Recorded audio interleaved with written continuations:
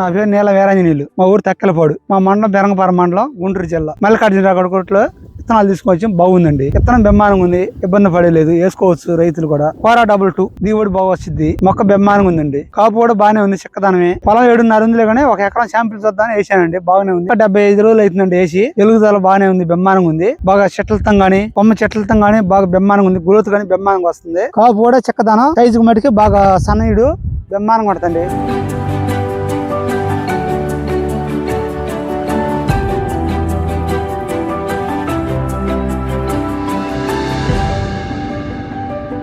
ఒక రెబ్బకి ఒక 50 కాయలు ఉన్నాయి. కాయ కూడా బాగా ఉంది, పొడుగు ఉంది, సన్నం ఉంది, బాగా తూకం కూడా వస్తుంది. విత్తనాలు కూడా బరిగానే ఉన్నాయి. కాయ కాడ మడికి సచ్చు ఏం లేదు. కాపు కూడా ఒక కొమ్మకి ఒక 50 కాయలు ఉన్నాయి. ఒక రెబ్బ దించితేనే కాయలు చూడండి ఎన్ని ఉన్నాయో.